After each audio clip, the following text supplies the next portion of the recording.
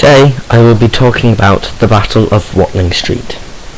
The Battle of Watling Street was a decisive battle in which a large British force was routed out by the heavily outnumbered Romans under the command of Gaius Suetonius Paulinus.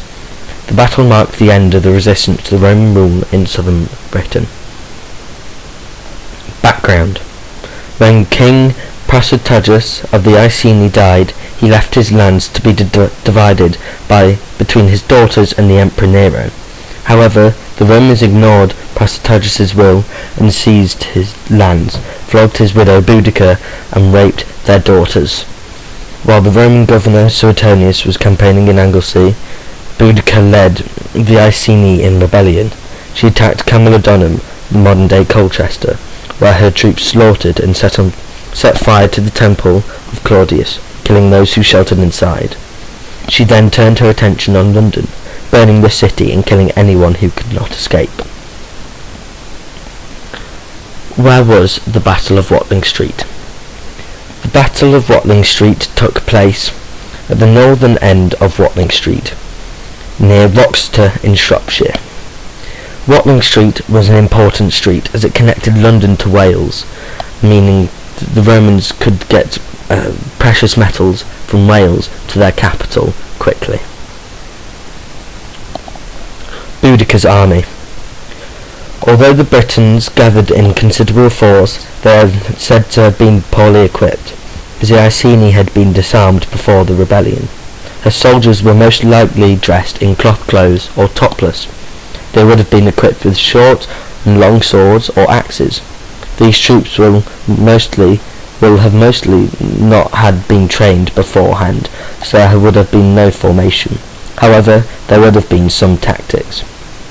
The Iceni placed their wagon train in the crescent at the end of their field, from which point their families could watch what they may have expected to be an overwhelming victory.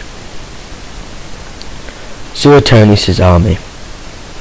Suetonius'S army was well trained in field combat, with tactics and formations would have been practiced to ensure that they could not be defeated. A typical Roman soldier would have been equipped with a gladius, a short sword, a pilum, a type of javelin, lorica segmentata, banded armour, a scutum, a type of shield, and a galea, the newest type of helmet. The battle. Suetonius gathered his forces, amassing around 10,000 men. Boudica's rebel forces and Suetonius's outnumbered but well-drilled army met on the Roman road called Watling Street near Roxton in Shropshire.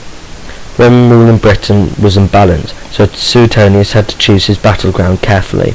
A narrow gorge protected his flanks, and a forest protected his rear. With open plains to the front, Boudica was forced to engage the Romans in a massive frontal charge that was funneled into a tight mass and cut down by volleys of javelin. Once the Britons were in disarray, Suetonius ordered his forces forward in a typical Roman wedge-shaped formation.